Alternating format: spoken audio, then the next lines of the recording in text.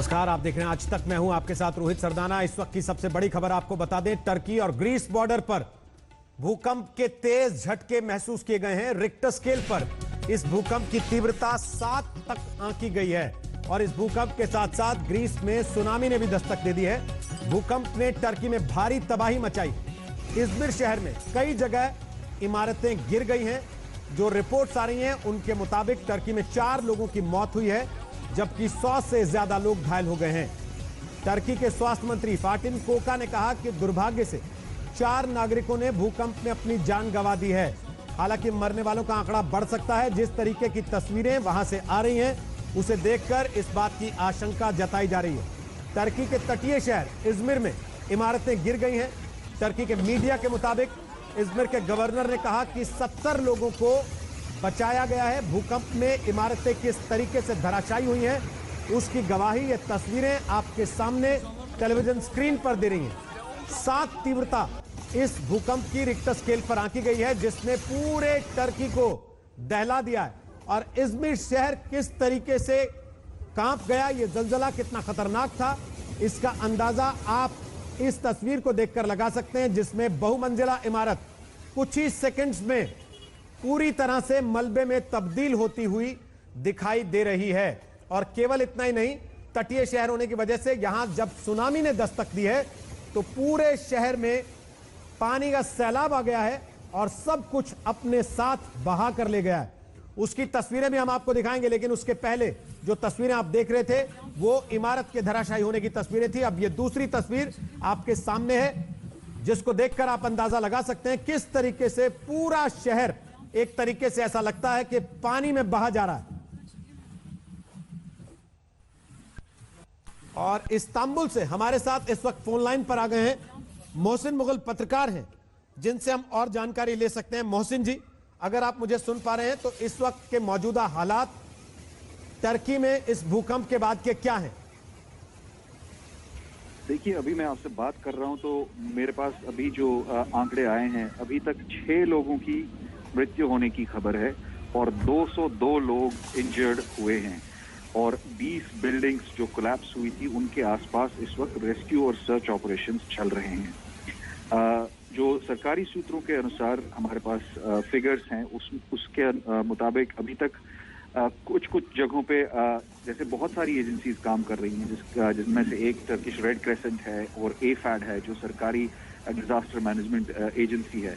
उनके अनुसार अभी तक करीब 500 लोग उस पूरे एरिया में, टर्किश रेड क्रेसेंट के लोग उस एरिया में अभी काम कर रहे हैं। 25,500 वॉलंटियर्स अभी इस वक्त डिप्लॉय किए गए हैं। 48 लोग अड़तालीस एम्बुलेंसेज डिप्लॉय की गई हैं और 16 मोबाइल किचन एस्टैब्लिश किए गए हैं। ये सारा अभी कुछ घंटों के अंदर अंदर ये काम हो रहा है। लेकिन जिस चीज की ज्यादा परेशानी है वो ये है कि 20 बिल्डिंग्स जो कोलैप्स हुई हैं उसके अंदर अभी कितने लोग फंसे हुए हैं उसका अंदाजा नहीं है। लेकिन जो रेस्क्यू ऑपरेशन जो है, जो अभी जारी है, उसमें कहीं कहीं पर बाधा मौसम की वजह से भी आ सकती है। अभी इस्तांबुल में जहां मैं हूँ बारिश हो रही है, हो सकता है इज़मिर में भी कहीं कहीं जगह पे बारिश हो रही हो या आगे आने वाले घंटों में हो, तो उसकी वजह से एक प्रॉब्लम हो सकती है। लेकिन अभी तक जो हमें और आंकड़े मिले हैं, 202 लोग जो इंजर हुए हैं उसमें से अभी गिरी हुई बिल्डिंग्स में से करीब 70 लोगों को बचाया गया है। लेकिन जो हालात आप बता रहे हैं, इसका मतलब यह है कि मलबा हटेगा तो कई और लोग उसमें दबे हो सकते हैं, क्योंकि जैसी तस्वीरें देखी हैं हमने इमारतों के गिरने की, वो बहुत डराने वाली हैं। बिल्कुल सही। ये इमारतों के गिरने की अभी तो खैर ये अभी कुछ ही घंटे हुए हैं इस भूकंप को आए हुए, तो अभी ये प्रिलिमिनरी रिपोर्ट्स हैं।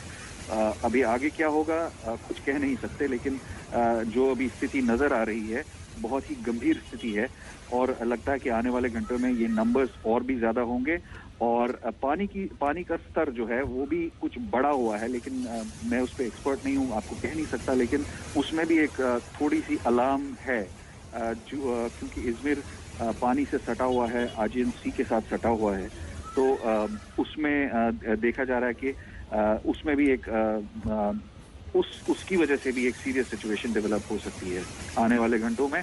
अगले 4-5 घंटे जो हैं बहुत ही इम्पोर्टेंट, बहुत ही क्रूशियल होंगे, जो कि हम सुन रहे हैं एफाड और टर्किश रेड क्रेसेंट जो एजेंसी वहाँ पे काम कर रही हैं इस वक्त, उनसे सुन रहे हैं कि आने वाले 2-3 घंटे बहुत महत्वपूर्ण होंगे, क्योंकि इन्हीं 3-4 घंटों के भीतर जो है, जो भी अगर बचे हुए होंगे या इंजर्ड लोग होंगे उनको निकाला जा सकता है। उसके बाद जैसे जैसे अंधेरा बढ़ता जाएगा रेस्क्यू ऑपरेशन मुश्किल होता जाएगा। मोहसिन साहब, हम चाहते हैं आप रहें हमारे साथ फोन लाइन पर, हमारे दर्शकों को बता दें कि मोहसिन मुगल इस्तांबुल से जानकारी दे रहे हैं और जो जानकारी उन्होंने दी है उसके मुताबिक 6 लोगों की मौत की पुष्टि कर दी गई है और अभी भी राहत और बचाव का काम वहां पर चल रहा है। बड़ी तादाद में एम्बुलेंसेज लगाई गई हैं लोगों को मलबे से बाहर निकालने के लिए और मोबाइल किचन का इंतजाम भी किया गया है। इस पूरी परिस्थिति से निपटने के लिए टर्की के इज़मिर शहर में कम से कम 20 इमारतें हैं जो ध्वस्त हुई हैं, जो गिर गई हैं इस हादसे में, जो कि अचानक से कुदरत का कहर हुआ है। 7 रिक्टर स्केल पर तीव्रता आंकी गई है इस भूकंप की, जिसने पूरे टर्की को एक तरीके से हिलाकर रख दिया है। ये 3 तस्वीरें आप इस वक्त टेलीविजन स्क्रीन पर देख रहे हैं। भूकंप आया, उसकी वजह से तो बर्बादी हुई ही, और साथ ही साथ भूकंप के साथ साथ सुनामी है। तटीय शहर है इज़मिर, जहां शहर के अंदर तक आप देख सकते हैं किस तरीके से तेज बहाव के साथ पानी का सैलाब आ गया है। और साथ ही तीसरी तस्वीर जो हम आपको दिखा रहे हैं वो मलबा आप देख सकते हैं, जिसमें लोग और बचाव दल लगे हुए हैं मलबे को हटाकर, ताकि कुछ लोग अगर अंदर दबे हो तो उनको सुरक्षित बाहर निकाला जा सके। इस वक्त ये तस्वीरों में आप देख सकते हैं कारें किस तरीके से बह चली जा रही हैं। इसके पहले जब आपको याद होगा दुनिया ने सुनामी का कहर झेला था, कुछ इसी तरीके की तस्वीरें थी। तेज बहाव पानी के साथ समुद्र की लहरें शहरों के अंदर तक आ गई थी और रास्ते में आने वाली हर चीज को बहा कर ले गई थी अपने साथ। वही तस्वीरें इस वक्त टर्की के इज़मिर शहर में आपको दिखाई दे रही हैं। हमारे साथ मोहसिन मुगल इस वक्त फोन लाइन पर मौजूद हैं, जो इस्तांबुल से जानकारी हमारे दर्शकों के लिए दे रहे हैं। मोहसिन मुगल साहब, केवल इज़मिर में ये नुकसान है या फिर और जगहों से भी इस तरह की खबरें हैं नुकसान की? देखिए, अभी तक और जगहों से कोई बड़े नुकसान की खबर नहीं आई है, तो सारा फोकस इस वक्त इज़मिर पर है। लेकिन कुछ इस भूकंप का असर जो है बाकी मुल्कों पर भी पड़ा है। हमें ये बिल्कुल मालूम है कि जैसे आपका बल्गेरिया हुआ, साइप्रस हुआ, इजिप्ट हुआ, ग्रीस, लिबिया, यूनाइटेड किंगडम और नॉर्थ मैसेडोनिया तक इस भूकंप को महसूस किया गया।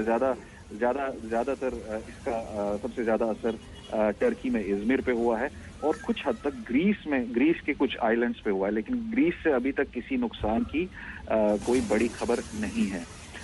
फोकस इस वक्त सारा इज़मिर के ऊपर है, जहाँ जो कि इसके जिसको आप कह सकते हैं कि एपिसेंटर के बिल्कुल नज़दीक था और इज़मिर सटा हुआ है एजेंसी के साथ और वहाँ पर ही ज़्यादा नुकसान हुआ है।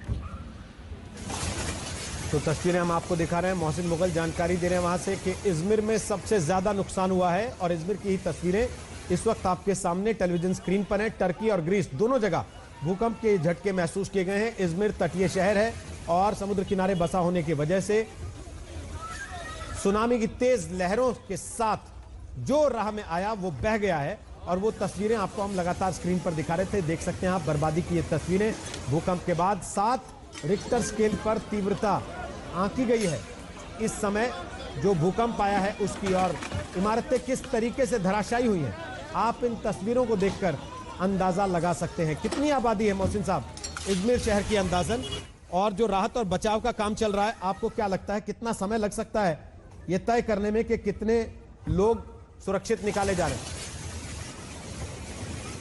देखिए, अभी तक जो हमारे को सूचना मिली है उसके अनुसार 202 लोग जख्मी हुए हैं, करीब 120 से ज्यादा लोगों को बचाया गया है।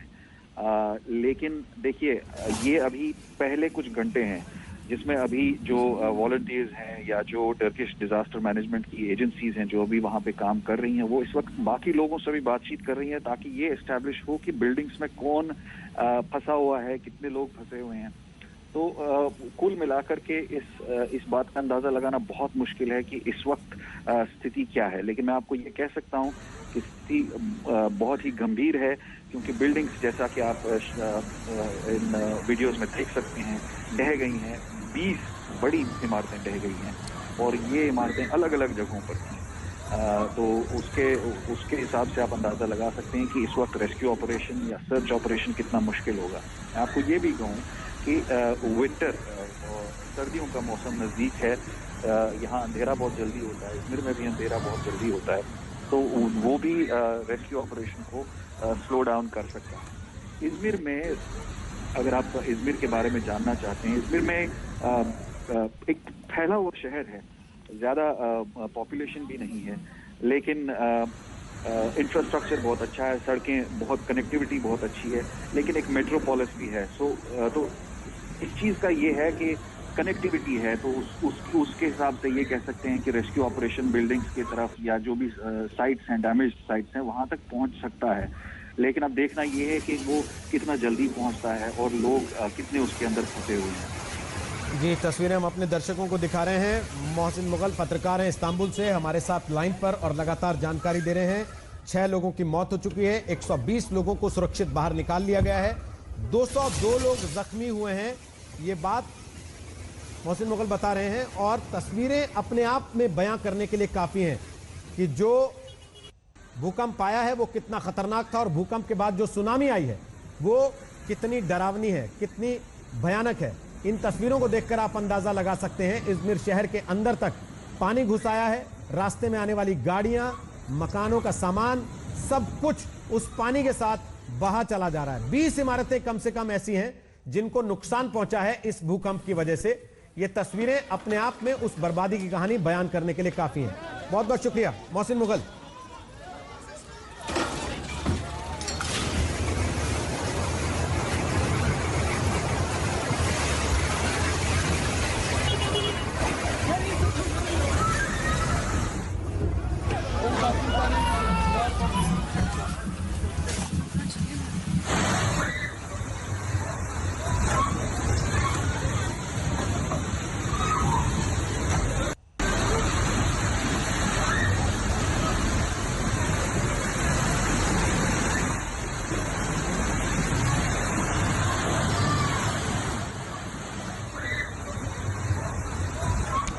और इस खबर पर आगे भी हम आपको लगातार अपडेट देते रहेंगे, लेकिन फिलहाल ले रहे हैं एक छोटा सा ब्रेक। देश दुनिया की खबरों के लिए आप देखते रहिए आज तक। नमस्कार, मैं हूं अंजना ओम कश्यप। हमें उम्मीद है ये वीडियो आपको पसंद आया होगा। लेटेस्ट खबरों के लिए यूं ही देखते रहिए आज तक और इस वीडियो के पसंद आने पर लाइक, शेयर एंड सब्सक्राइब करना ना भूलें।